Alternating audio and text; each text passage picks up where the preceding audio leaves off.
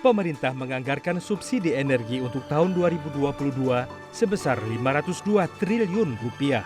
Dalam perhitungan Kementerian ESDM, konsumsi Pertalite tahun ini bisa mencapai 29,07 juta kiloliter, melebihi kuota yang ditetapkan 23,05 juta kiloliter.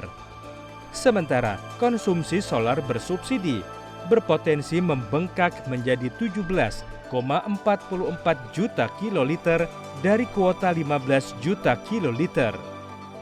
Presiden Joko Widodo telah memberikan arahan pada para menteri untuk mengantisipasi kenaikan harga pangan jika pemerintah resmi mengumumkan kenaikan harga BBM.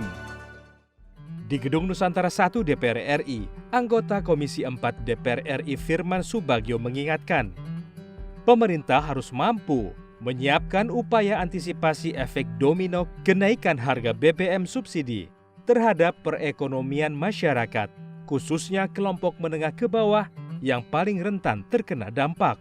Menurutnya, kenaikan harga BBM akan mendorong peningkatan biaya produksi, termasuk di sektor pangan yang sedang melonjak dampak kenaikan harga pangan dunia. Dengan masalah kenaikan harga BBM, itu memang akan ada efek domino. Efek dominonya adalah biaya produksi itu akan mesti meningkat, akan naik. Oleh karena itu konsekuensi daripada kenaikan BBM ini, mata rantainya atau efek domino adalah yang terkait dengan masalah kebutuhan pangan pokok.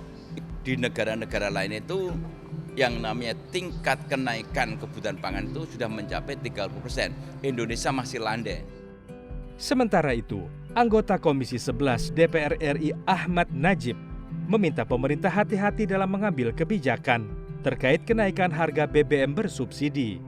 Pasalnya akan memberi dampak luas terhadap harga sejumlah komoditas dan kebutuhan pokok. Najib juga meminta pemerintah memangkas anggaran pada sektor tertentu sehingga bisa dialihkan untuk menambah subsidi sektor energi daripada menaikkan harga BBM bersubsidi.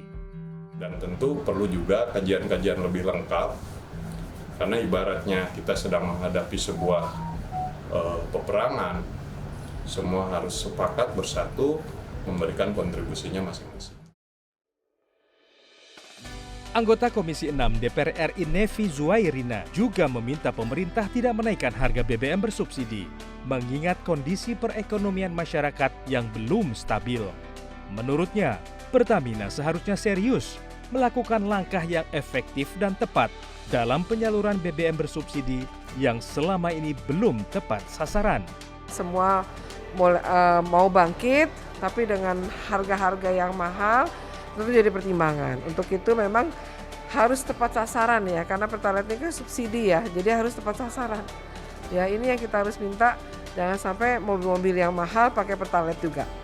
Sebagai pengalihan subsidi BBM, pemerintah menambah anggaran sebesar 24,17 triliun rupiah akan dicairkan dalam bentuk BLT kepada 20,65 juta keluarga penerima manfaat dengan besaran Rp600.000 per keluarga. Selain itu, ada juga bantuan upah pada 16 juta pekerja yang memiliki gaji maksimum Rp3,5 juta dengan besaran bantuan Rp600.000. Menanggapi hal tersebut, anggota Banggar DPR RI Sukamta menyayangkan kenaikan harga BBM akan memberikan dampak berlipat atau multiplier effect baik terhadap harga komoditas dan daya beli masyarakat, khususnya masyarakat menengah ke bawah.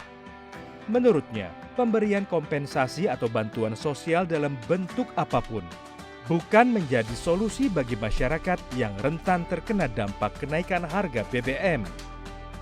Daya beli ini tidak naik, nah sehingga otomatis masyarakat kita ini bertambah miskin, terutama yang kelas menengah middle ke bawah sampai masyarakat yang paling bawah. Nah masyarakat paling bawah ini masih ada mungkin bisa dikasih kartu ini, kartu itu ya, tetapi sebetulnya ini tidak menyelesaikan masalah. Banggar DPR RI mendorong pemerintah melakukan realokasi anggaran subsidi energi ke sektor-sektor yang diperlukan masyarakat miskin. Selain bansos, juga perlu dialihkan untuk fasilitas kesehatan dan memperkuat ketahanan pangan.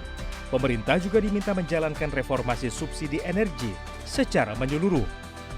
Tim Liputan, TVR Parlemen melaporkan.